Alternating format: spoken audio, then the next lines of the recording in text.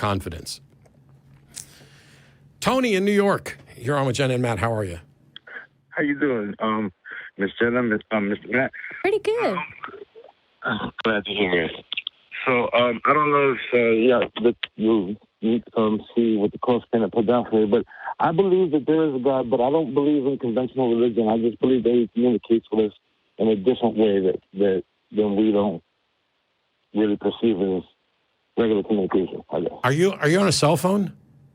Yes. Okay. Oh, that's so much clearer. It's like you had the microphone like in your mouth for a second and now it's clear. So I couldn't quite understand what you said. You don't believe in a conventional God, but you believe in a God that what? I don't believe in conventional religion, but I do believe in God, ultimately. Okay. I do believe that there is an ultimate creator. Okay. But I believe that He uses math to, like, communicate with us. That's Math? M-A-T-H, math? Yeah, M-A-T-H. Okay. Because it's the only thing that ends up being true. Like, I grew up Catholic, just to give you some background. Mm-hmm. And then I realized, like, Catholicism is kind of crazy. Mm-hmm. So I converted to Christianity. And then I really started reading the Bible. And then I realized, well, the Bible itself is just kind of crazy. Mm-hmm. Mm-hmm. So far, you're on the same path that I was. But ultimately, I believe that there is something that made us and put us here. Why? I just don't believe He cares about us in general because there's a bigger, like, there's a whole planet to be concerned about, and we're just a small spectrum of the bigger thing. So I believe it's all about the numbers because the only thing that's really true and accurate is 2 + 2. Because if we weren't able to use that, we wouldn't be able to get into space. You know what I mean? So let's try and sort this out. So you believe in a God. What do you know about that God? What are its characteristics or properties? Well, okay. What I believe is that the characteristics of God would be He would be ever-knowing, or all-knowing, and ever-present. Right? Why would you believe that there's anything that fits that description? All right, because again, I look at this as from a scientific point of view. All right, so science would say that if you look at an artist drawing a picture, if the picture were alive, the picture wouldn't be able to see the artist, right? If the picture were alive, I don't. If the picture were alive, I don't know why it wouldn't be able to see the artist. Because of it's in 2 dimensions, and the artist would be in 3 dimensions. It's stuck on that paper. Oh, Okay. Okay. So you're thinking it's just outside of our dimension, so we just can't sense it. Correct. However, the artist can interact with that 2nd dimension, and God's way of interacting with us would be through math, because it's the only thing that communicates with every single dimension. So what does He communicate to us with math? I don't believe He really cares about us in general. I believe it's just about the numbers, like statistics, ratios. okay. So you believe in a God that Yes. created us, that we cannot detect, and that doesn't care about us. If we can't if we can't detect it, how could you ever be rationally justified in believing that it exists? Looking around at the bigger picture, I mean, it's hard to think that. Again, I understand this goes back to the watchmaker fallacy, but it's difficult to look at this marble and say that it wasn't put here for a reason, and all the ratios. No, it's not that difficult. I can look at this marble that we live on, and I can be fine with the notion that it wasn't intentionally put here for a reason. But I understand why it's difficult. I thought it was difficult too because it just made me feel more comfortable. Well, I understand how it can feel difficult. Yeah.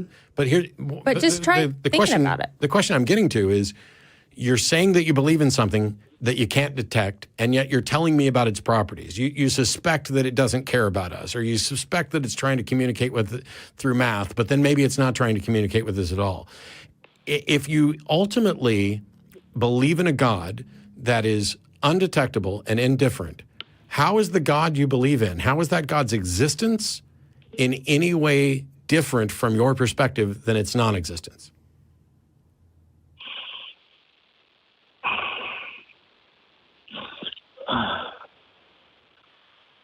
All right. I get what you're saying.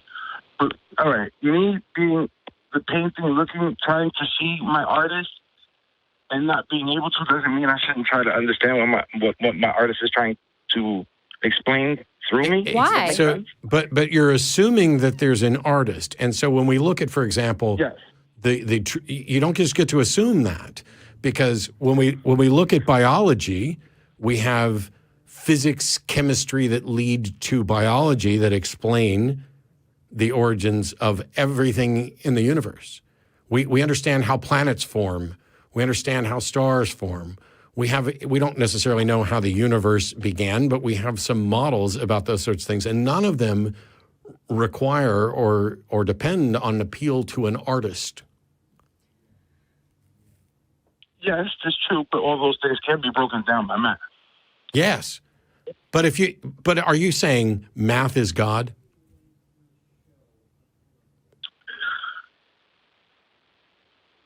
Ultimately, I like to think that's the way he communicates. That's the thing he used to design the Okay. universe. If it's what you like to think, isn't that different from whether or not you have good reason to think it's true? I'm sorry, I didn't hear that last part. If it's what I like to think, what? You say you like to think that this is how God communicates, but if it's not, how do you demonstrate that it's true, that what you think is correct? Because math is the only thing that hasn't lied. I mean, languages lie. Everything else lies. But Wait, Everything you present to people lie, except for math. I don't know. okay, so the fact that math is true, how does that prove that God is true? Because that would ultimately have to be somebody would have to put that there. No, what? So you think somebody could put math there? Math is an abstraction. Math is I understand it's something we interpret. it's not in like numbers. it's not like 1 exists or 4 exists or addition exists. These are abstractions. These aren't things that exist. Math is the most pure way that we can describe the universe. But nobody had to invent math. Or, well, we discovered these truths, identity, non-contradiction, excluded middle, and then math is basically set theory of how we're going to combine those things. And yes, I would agree with you that math is the closest thing to truth that we're likely to have. But what you're saying is there could not be math unless there was a God. And I don't know how you make that jump. Because it's illogical.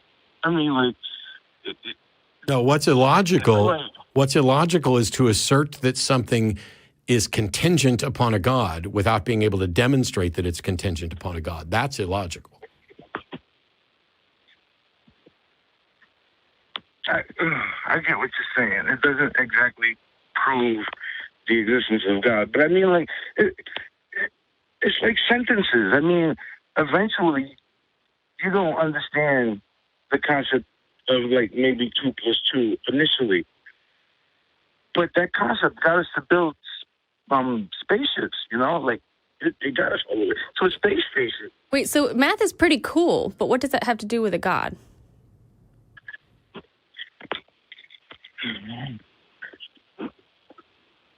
And isn't language pretty cool too? I mean, aren't we essentially using language right now and not actually using math? I want to know what God's communicating with math. You said it's the only thing that he uses to communicate with us. I want to know what he's communicating with it. Betterment, I would think, because the more formulas we find out, the more advanced the further we get to advance. He's telling us formulas? So, Well, formulas are what's helping us have further doubt. Those are the things that we are discovering. These are truths about the universe that we are discovering. It's not like there's a God that is leading us to, a solution for Fermat's last theorem. Like math shows us how things that that are actually real are. Like, if there's one person there, one person here, that's 2. But where's God? I would imagine that, not so much in the one person here, one person there, but when the problems come about, we use math to make houses. We use math to make medicine. Right, but that's to Diseases as well, describe but reality. It's just describing what we can already see, what we can already touch, it's just, I don't understand how you connect that to God. But we may or may not use math to create art. We can, but we don't necessarily need to rely on mathematics to create art, and yet art inspires and beautifies our world.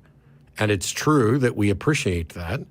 So there are things that are true that aren't, you may be able to use math to describe it, but even if you did that, it doesn't mean there's a God who needed to create math or use math to tell us about the world. Math is what we use to best describe the world. Can I ask you a question? Yeah. What if there wasn't a God? If there wasn't a God, I would. This is only just assuming and imagining. I would think there would be certain truths. Why? Because it's just hard for me to consider that this is all by chance. I completely understand, and you're being really honest, and I really, really appreciate that. And it sounds like you're having a really hard time, so just try to take a deep breath and just take your time. There's no rush, okay? Just think on it. But if everything, and this is directly spinning off what Jenna just asked, let's assume that there isn't a God, that there's nobody guiding the process or anything else, that the universe is as it appears, a universe with physical interactions and physical properties. What would that change about your life? Aren't the things that you love still the things that you love? Aren't the things that are beautiful to you still beautiful to you? Isn't 2 + 2 still equal to 4? Even if there's nobody guiding it. Yes, ultimately. And that's the thing Jenna's asking, and it was the same thing that I was asking before, in the sense that there's nothing about this universe that necessitates a God. And so what you seem to be doing is saying, oh, it's just difficult to understand how all of this could have happened by accident. But by accident is a particular phrasing that I find incredibly poisonous, because I'm not here by accident. The earth is not here by accident. We are both the natural results of physical processes. So when you set this up, you set up a false dichotomy. You say either everything happens by accident, or there's somebody governing and guiding all of it. When the evidence shows that the physical processes, the physical forces within the universe are the things that are determining how things interact, but not like there's a plan in place. And so you have the strong nuclear force, weak nuclear force, gravity, et cetera. And maybe we've just found another one, who knows? But it seems to be that what happened is somebody convinced you that it's either all just randomly, accidentally happening, or something is governing it. And I would say that, yes, something is governing it, the laws of physics, because physics is everything. There's no chemistry without physics. And you want to get back to that math is the foundation of it. Math is the abstraction we use to describe physics and everything else. And so we're not going to beat you up. I mean, if you're going to sit around and go, well, I just believe in a God that I can't detect, that doesn't interact in any way, that may or may not be communicating with us, the only thing I'll say is, you don't seem to really have a good reason to believe in that God, but I'm not convinced that it's doing you much harm. And it may be there to alleviate the stress of having to recognize that maybe there's nobody steering this. Maybe it is just physical interactions, because that can be uncomfortable. How would you feel if you didn't think there was a God? If you looked and kept looking, and a year from now you find out that you don't find any reason to believe that there's any God, what would that mean for you? Well, it's funny because I've been listening to you guys and talking to you guys for like a year now. And when people ask me, I do tell them that I'm atheist, because I have trouble believing in, like I said, conventional gods, because everybody believes in some form of a book God. Mm-hmm. So, but like personally, I'm trying to let go of the concept of God. This whole concept of God is in the numbers and everything like that. It was one day I was just thinking about it, and I was like, if there was anything that communicated us, it would be the truth of math. And I would think, if anything, that would be God given. But that's why I reached out to you guys, because I wanted to let go of this idea. That's awesome. Yeah, I mean, I'm fine with math being the best thing we can to describe reality. It seems to violate Occam's razor to go a step further and say, therefore, math has to be the language of God. But I will tell you that you are not alone, because the statement that you made is almost a modern direct quote from what Sir Isaac Newton wrote. And I would recommend, and I think it's on YouTube, it's one of my favorite videos of all time. It's a Disney production, and it's called Donald in Math Magic Land. It's less than a half. Please go watch it. Everybody should watch this thing. I watched this when I was a kid. It is incredibly impactful. It goes through and it shows phi and the golden spiral and the golden ratio, and then it shows billiards and the math behind all that, and music and the math behind that, and how math is there. And then it ends, or maybe it begins, but I'm pretty sure it ends with a quote from Sir Isaac Newton that mathematics is the language with which God has written the universe. And as a metaphor, it's beautiful. As a way to understand the impact of math on describing the universe, it is beautiful. But if somebody were to look at that quote and say, wow, math proves there's a God, they have fundamentally misunderstood how we would go about proving something. It's not that a God was required for there to be mathematics. It's that Sir Isaac Newton and you, so you're in good company, look at the math that describes the universe and say, wow, this seems like it could be the sort of thing with which a God could have painted the universe that we're in. And that puts math in the state of being prescriptive, when I view math as a descriptive abstraction. And so I don't need to go the extra step. But if you just want to do it as a metaphor, maybe you're not comfortable with the atheist label, maybe you don't want to get into arguments and debates with somebody, and you want to do the, God is math, or math is God, or, it's not the worst idea anybody's ever had until you try to argue that there's an actual thinking agent entity behind it. And now you've gone a step beyond what Occam's razor would allow. Do you have people to talk to about this, like to bounce ideas off of and ask questions, other than us? No. My girlfriend, that's about it. You might want to try the ACA Discord, because there may be people in there that want to have those conversations. We may or may not be doing something with the Discord after the show's over. I'm waiting to hear. But on that note, we're over time, so I want to let you go, Tony. But by all means, find somebody to reach out to, whether it's the Discord, whether it's a local skeptic group. Obviously, I don't know whether Recovering from Religion would necessarily dig in on this here, but philosophy groups in your area, hit up the local university and see if there's a philosophy club or a skeptics drinking or non-drinking, if drinking is an issue, drinking skeptically, stuff like that. But yeah, you're not alone. You're in good company. It's just that I don't know how you can realistically get from, I think there is a God who's communicating with mathematics, and how it would perhaps just be much better to say, isn't this universe amazing, and aren't we learning a lot about it because of math? But also, go watch Donald in Math Magic Land. You're doing good. You're asking the right questions. It's an important... Yeah, go ahead. No, I didn't hear exactly what Jenna said. Oh, I said you're doing really good. You're asking the right questions. Oh, thank you. I appreciate that. Thanks, Tony. And I will definitely check out Donald in Mathematics, because I'm sure that will help a lot. Math Magic Land, not Mathematics Land. Yeah, because you'll get it. Math Magic Land. It's so there were a handful of things that I've seen in my life that were groundbreaking in opening my mind up to certain things. Donald in Math Magic Land was the first time I saw something where I was like, whoa. I did not watch the original Cosmos when it first came out. I was a little too young for it. I will agree that it's incredible. It is important and worth watching. But the work of James Burke in both The Day the Universe Changed and Connections, the first series, that was wow. And these things build on each other.